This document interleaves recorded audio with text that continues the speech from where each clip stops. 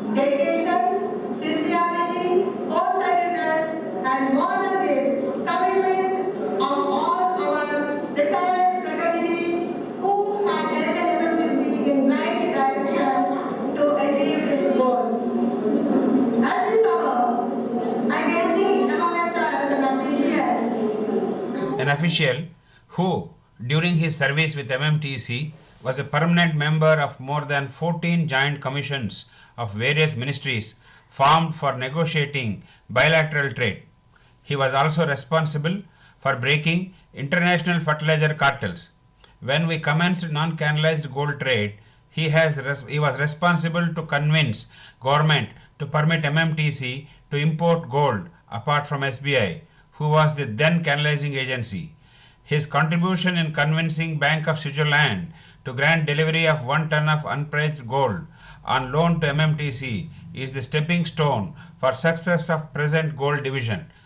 Now, not only former chairman of MMTC, even former Prime Minister Sri Gujaral Saab, A.B. Vajpayee ji, Mrs. Indira Gandhi and Sri Rajiv Gandhi ji have also acknowledged the spotless service rendered by this officer. I can see another personality here who have sincerely worked hard for the company and also served for welfare of its employees. His capability is such that after taking voluntary retirement, he is managing an iron ore mine and is exporting respectable quantity of minerals from India, earning much needed foreign exchange for the country. Another official has satisfaction of completing sales tax assessments of the MMTC's business without any liability. He was also responsible in implementation of computerization of payroll systems.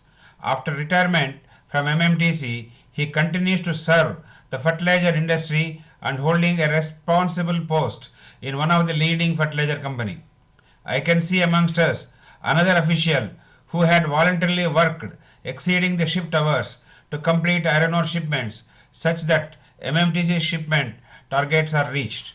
I can also see one more official who have developed new business and helped MMTC for its growth.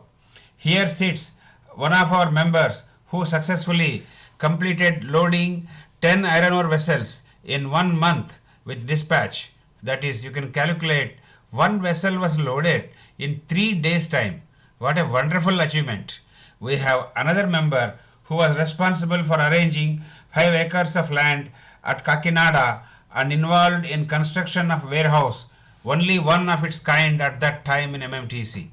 Here is another member who has maintained cordial relations with overseas buyer and was able to succeed in exporting tobacco at Guntur. Not only that, on assigning the duty, he was also planned and executed import of and sale of the material, made profit and covered up loss made by STC in one of its transactions. This exemplary contribution of MMTC in wiping STC's loss was applauded by in-charge minister in the parliament. He is the person who has opened warehouse at Hyderabad for stock and sale of non-ferrous metals. One more member has used his acquaintance and collected outstanding debts to the tune of rupees 10.25 crores from defaulted fertilizer customers at Vijayawada.